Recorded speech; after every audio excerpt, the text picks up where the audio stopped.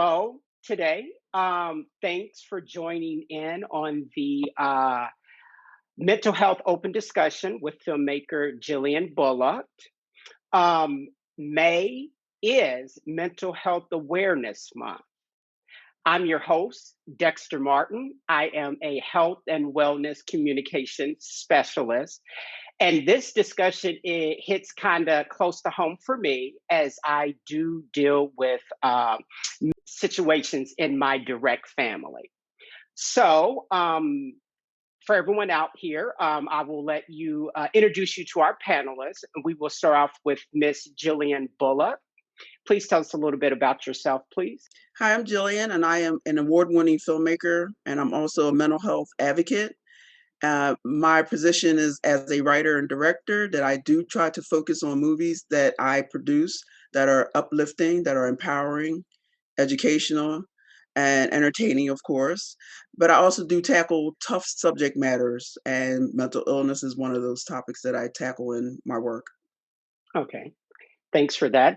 And then our next panelist is Miss Joyce Olderson. Hello, everyone. My name is Joyce Odillison, and I am happy to be here with you. I'm coming from Central Canada. I am owner and founder of Interpersonal Wellness Services, Inc., and our work has been around dealing with the interpersonal dynamics in organizations. And would you know, most times interpersonal exchanges and communication are the first sign of a mental health issue. So it happens on my caseload quite often. I'm happy to be here. Thanks for that. And then our final panelist is Miss Antoinette Zolti. Hi, I'm Antoinette Zloty, and I'm a project leader and co-investigator on a project where we are developing a mental health promotion toolkit for Black Canadians. You can go to www.blackmentalhealthpromotion.ca and actually view our team and our project consultant group and so on. So my professional background is actually social work. I've worked in northern, rural, and urban Manitoba. And I've worked with people across the age spectrum from in child welfare on to work in home care with people who are older, seniors in our society, as well as in policy and legislation development. So I would actually also like to quickly thank Jillian Bullock for this opportunity to be here today. Thank you to all of our panelists today. My first question goes to Miss Jillian. Why do you believe your film, A Cup Full of Crazy, which deals with mental illness, is important for this day and time? Well, we're all being hit with this COVID situation, and a lot of people are dealing. I mean, we've always had a large number of people, especially from the Black community, who have mental health issues. But this COVID situation has thrown us all out of whack, and it's increased the numbers of people who are dealing with mental health challenges. So my movie, which is, again, deals with a psychological thriller that deals with mental illness and the path to recovery and healing. And I think that's important, that we have to make sure that we help people understand that even if you do have a mental illness, that there is ways to help you, that you can get better, that you can heal, and live a normal life. And that's what the movie is will try to display to people in the audience who watch it. Okay, great.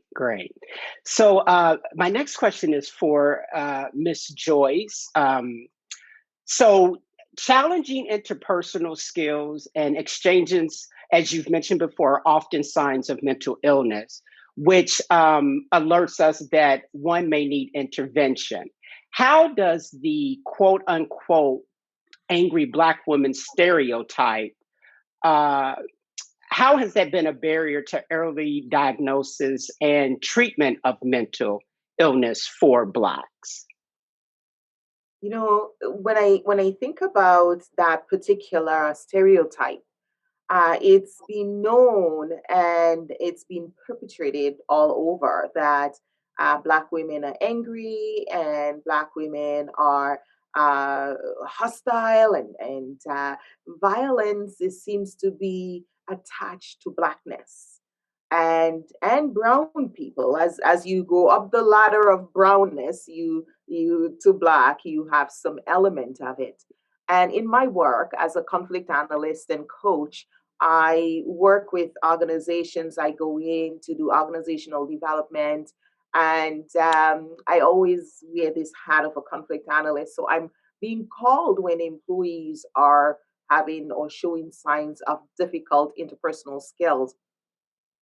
And what I've noticed is for the Black and brown folks is that often it's just seen as bad behavior. They're not getting the benefit of the doubt, the Mhm. query to say, you know what, is there something going on? Should we stop? Should we be helping you? Should we look at additional resources for you? There usually they have multiple claims, they have complaints, they are charged with harassment, with bullying, and name it goes on and on. You know, I Okay. had a client who recently came to my caseload, and this client is in a mental health situation and had gone so far as requesting a demotion to not have to deal with the interpersonal dynamics at work. And it didn't go the way she had anticipated it would go. But there are so many ways that people of Black community and other people of other minority groups are struggling because they don't have the resources, and they're just being clumped all in the same category as being angry, being being dismissed as having poor interpersonal skills, when the accommodations that need to be made for them to be able to manage their anxiety, manage their stress and overwhelm, so they can actually get the proper help or work in a much more resilient way, is not afforded them. Okay. Thank you for that. Thank you for that. So my next question is for Miss Antoinette. What challenges are there in the treatment of people living with mental illness? Okay, well, how I decided to approach that question, and I've decided that I think I'd like to talk in terms of three groups of people. They're the group of people who have experienced mental illness themselves, and their voice has to be heard. There's also friends and family and coworkers, and also there are a group of people who have not been in either of the groups. So I see the treatment challenges connected with all three groups. One of them, well, the first one being the person with mental illness themselves. Okay, if you've come from generations of thinking about mental illness, it is entrenched, it is part of you, and it is very hard to unlearn a lot of what you've learned in terms of myths. As well, there are systemic barriers that you are not going to be able to do alone. Barriers like to employment, barriers to good housing, the barriers that come with racism, and all that goes with it. So the lack of resources and so on, those are all part of affecting treatment. The other area that I said that I wanted to touch on is family and friends and coworkers, because again, most of the time our family unit are from the same unit that we are from. And again, they're the way that they have been taught over the generations is part of how we perceive mental health, and other people outside of your family unit too. The way they perceive mental illness is is going to have an impact on that person's treatment. So if you don't get the support from your friends, if your friends ridicule you, if they ostracize you, if your family maybe tell you you have to leave because they just don't want to cope with you, just get over it. You just need to be more positive. And they don't support your quest to get some treatment based on what is now known in terms of treatment modalities, then that person's treatment's going to be affected because they want to please their family, they want to please their friend, they want to please their co-workers. So they could walk away from treatment that could be a benefit for them. Also, a family that don't advocate. They're the families and the co-workers and friends that don't go to their political leaders and say, look, we really need this for this group of people. We need to help our people in our families. And so therein lies the other problem of some people in society who are affecting treatment because they are just totally on the outside of either the people who have lived experiences, the people who have shared experiences. They are actually what I call future users of the system, but they lack the current experience, but they often want to have a voice, and their voice is not necessarily supportive of treatment modalities. Great, great. Wow, thank you so much for that distinct breakdown in categories for our audience out there. So my next question, and I want to pose this to all the panelists. My next question is, how has police brutality and racism affected the mental health of the Black community? And I'll pose this to you first, Ms. Joyce. Okay. Well, it's certainly it has added an added layer of stress. As a Black mother, every time your son leaves home, there is that question at the back of your mind. I wonder if he will be safe. I wonder if he will be pulled over. I wonder how he will go through that encounter. And I can just imagine that is, I have a son myself, and that is a stressor for a lot of parents having to think about that. But also, when we think of police, police is part of our society. We've been raised to think that you go to the police for protection, and they would help to keep you safe. That's the social norm we've been raised with.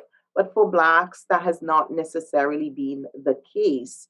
So at the same time, there is that dichotomy of wanting the police to help you, but also fearing the interaction and the repercussion of accessing police. So that in itself will cause mental wear and tear, stress, anxiety, agitation for people. Those are things that will put you at risk for mental health.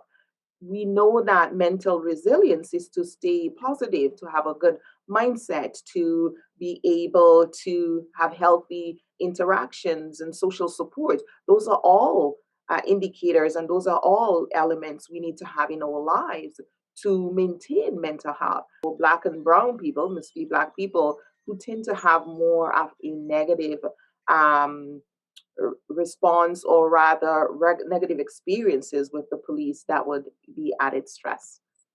Okay, great. And how about for you, Ms. Jillian? How, in your opinion, has police brutality, racism affected mental health of the Black community? Obviously, it's been very hard on the Black community, and I try to explain to my white friends why. They have no clue. They have no clue what Black people go through on a daily basis and why we're so stressed. And in their mindset, they'll say, "Why y'all so angry?" But I explained it this way. I said, when you get pulled over by a cop, more than likely you're just going to get a ticket. You might even have a conversation with the cop. I said, a Black person, especially a male, gets pulled over by a cop, fear just automatically shoots through their body. Fear, anxiety, stress. The heart palpitates, they start sweating. because they truly don't know if they're going to make it home. That's a totally different type of reality than a white person has. They never ever have to think about that because that's not presented to their life. So I try to get my white friends to understand that more, because I played them a clip the other day. It was on Facebook of this woman, this white woman, who was actually fighting the cop who was trying to arrest her. She was physically beating the cop up. Not once did he pull his gun. Not once did he tase her. Not once did he knock her to the ground and put his knee on her neck. Not once. He got her to the ground slowly, carefully. And I played this to some of my white friends, and they were like, wow. I said, do you start understanding the difference that we have to go through? I said, if that was a black person, more likely they would be dead or shot or something. And they're not even fighting. They wouldn't even be fighting the police. But yet you see this woman here attacking the cop, and she gets handcuffed, put in a car, read her rights, and that's good. So I think that's important for us as Black people to educate our white friends, white coworkers about why they say we're so angry. Is because we're so sick of it. We're sick of having to deal with this every day of our lives, especially with our males. I have 2 sons, and I fear for them every day they go out in the world. I'm just very, very nervous that something could possibly happen to him. In fact, my oldest son is in Colombia right now, and he told me, scared me to death. He said, "Mom, I was pulled over by the cops the other day." I was like, "What? I mean, he's breathing, so I guess he's okay. But the experience of him being pulled over, he said he just got so scared and nervous that, especially in Colombia, you're in a country that they might not, if something were to happen to him, I couldn't even find his body. You're in Colombia, not even in the Right. States. So this is what I'm saying. We have to educate our white counterparts and white family members more on what is going on and open their eyes more so they can understand it. And I think that's the only way it's going to change. I don't think it's really going to change much. We're trying to do what we can, like we do these forums and everything, but I think it takes the white community to get behind us and say, this is wrong. This is not, shouldn't happen. And I understand. Now, I can't sympathize with what they go through because that's not happening to me, but I get it. I get why they're angry. I get why they're upset. And something should be done to change it so Black people or people of color don't have to live with that fear every day of their lives. Great. And Miss Antoinette, in your opinion, how has police brutality, racism affected the mental health of the Black community? Well, I'll start out by saying that I, as a Black woman with children of mixed race, also I'm concerned about them, but I'm also concerned about myself and other people like myself who are constantly traumatized by brutality, because we are all the products of very brutal society. In the past, very healthy people were killed just because of their race, and to actually see this happening again is very traumatizing. So I'm very concerned about the trauma there, but also what I'm seeing is more speaking out on the part of Black Canadians and Black people around the world, and saying enough is enough. We've had it. We're not tolerating this anymore. But I like the idea of looking at policies and legislation to deal with systemic racism that is the root of all of this, and also to look at the need for more screening and better screening of the people that we employ to supposedly protect us. Better screening. Right. Better screening. Great. Yes. I believe in that too, because guess what? Many of those cops have their own mental illness that they're dealing with. Yes. And they're not being addressed, but yet they have a gun, and they have their own mental issues, and they have a gun to do whatever they want. And that's a scary thought. Well, I'd say that rather than saying that they have mental illness, I would say that they are issues that people bring, behavioral issues and just character issues that aren't necessarily related to the illness. And that's where the stigma comes in around mental illness, where, we end up sort of pinning it on the illness as opposed to looking at the character of the person. I think that's a really good point. My husband is a police officer. My son works in corrections, and I know many times he would tell me that people were so surprised at the way he was treating them with respect and dignity. So it does come from the person and the person's character. We've had people who've written the newspaper about how he's treated them. So it really does take an individual choice to interact with people in a healthy manner. Not all police officers are brutal and a brute. I think the whole systemic racism and our socialization and that whole mindset that blacks are violent and blacks are going to hurt white people have been sunk into the mindset of our society. So even subconsciously, when a police officer, a white police officer, pulls over a youth who is black, there is fear. That is unconscious. And until we can do proper screening and proper training to retrain that and unlearn those stereotypes and racist propaganda that has been the bedrock of our society, then we are going to continue facing these issues, whether someone has mental health or not. Some behaviors, I mean, yes, they are normal. Mental health is part of our society now. I remember teaching back in 2010 when the World Health Organization said that by 2020, mental health will be the second highest cause of workplace disability. We are in 2021, and they did not factor in COVID 19. So we are going to see far more. Those who are thinking, not them, not me, all of us, we're four of us, five of us here, one in five of us will either have mental health disease or encounter it in our family. That's just the reality of it. Okay, Could great. I just add in terms of policies and practices within police departments as well? They do need to be looked at. I'm not just talking about the screening policies and practices, but also the process that they go through in actually apprehending people, because it is painful to see people who have committed multiple murders get a chance to go before a judge and jury, and then somebody who might have been suspected even, they lose their life right there on the street.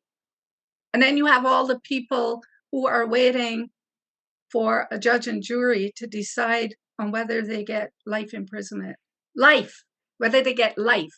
So the decision about life, when it happens on the street, is not a go. It's got to stop. Right. Okay, great discussion. So my next question is for Miss Jillian Bullock. Do you believe that the stigma of mental health in the Black community is changing? And if so, why? Yeah, I do believe it's changing. In the past, it was always in the Black community that we got to pray to God for, to help us get through any ailment, And, it's nothing wrong with praying to God, but we still have to do our due diligence on what we need to do to help ourselves. And I think the more that we talk about it, the more we have forums like this, the more movies we have about it, mental illness, the more just politicians are speaking out on it more, the celebrities. I think that's a big thing. See, people wake up and they start listening when a celebrity comes out and says they have a mental illness. They will listen to that person And they will say, "Oh, okay, it's okay." If Dwayne Johnson, The Rock, is dealing with this, or Lady Gaga, or Justin Timberlake, or whatever, whoever, and they like, okay, because they're big people, they're stars, and if they have issues, then my issues are okay. So I think they're coming out more and more like that. They're expressing the mental challenges that they're dealing with, and I think that helps the average Joe, or Josephine, as we say in the military, relate to those people, and says it's okay, and I need to go get therapy. I mean, it can come through any form, but when you see a celebrity saying it, it is a powerful tool, because they reach millions and millions of people. And the same thing with movies. When you make movies and you show it in theaters and people go, a lot of things that are happening in that movie that deals with mental illness or challenges, people in that audience are dealing with.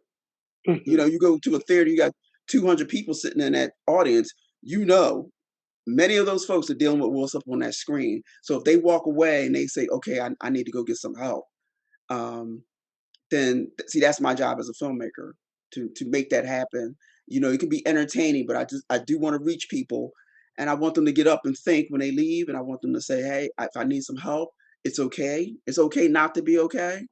And I'm okay with that. But I'm going to go get the help that I need to get me better, so I can live a productive, happy life.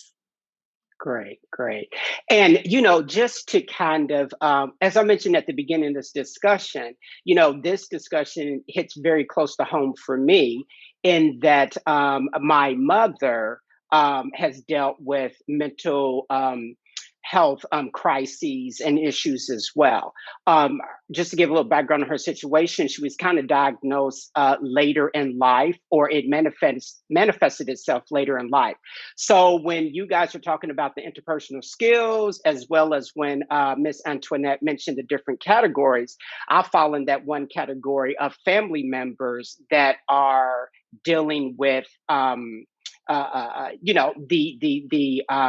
guess the side effects of the mental illness, as well as when Miss Joyce speaks about interpersonal skills. When I'm out and about, and I can pick up on those interpersonal skill cues, because I have dealt with that personally. So, like I said, this discussion, it makes perfect sense to me. And I think more people need to hear this. We're kind of towards the end. So what can you guys share some of your final thoughts and maybe advice for the audience out there? And we'll start with you, Miss Antoinette. Well, my final thoughts are that there are some existing programs, policies, and legislation that are being used to help other target groups in society.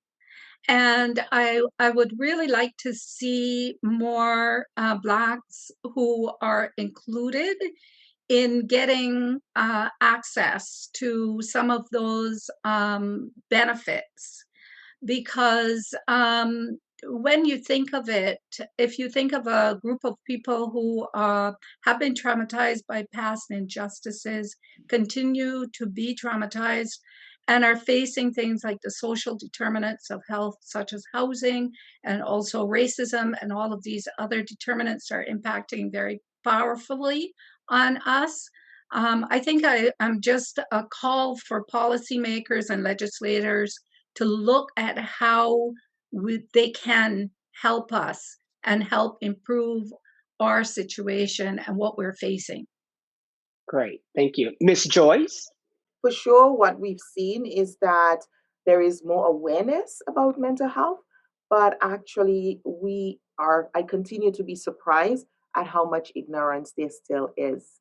Mm-hmm. Most people think of mental health as something out there that's won't happen to them, but you don't know who your colleagues are going to be. You don't know who, if you hire an employee and they show up with mental health and those challenges in the workplace. We all need to start learning, what am I going to do? How would I respond? What is my own discomfort? What are my phobias and issues with mental health that may put me at a disadvantage of supporting those who have mental health? I've seen clients who are from the Black community who come to work with me. The employers have sent them to work with me, and they cannot even have a discussion with their family members that they have mental health. The parents are in denial. They won't seek the support for them. So it's really important for all of us to ask ourselves, how would I treat someone with mental health? Am I prepared? Great. And to close it out, Miss Jillian. Well, to me, I mean, I hear everybody talk about policies and this and that, and that's great, and that's what we definitely need to do. But I want to talk to people about owning your own self-worth and doing things that you do is going to help you. I dealt with mental illness, depression for a long time. When I was younger, I was put on medication, and I was diagnosed actually with depression and PTSD.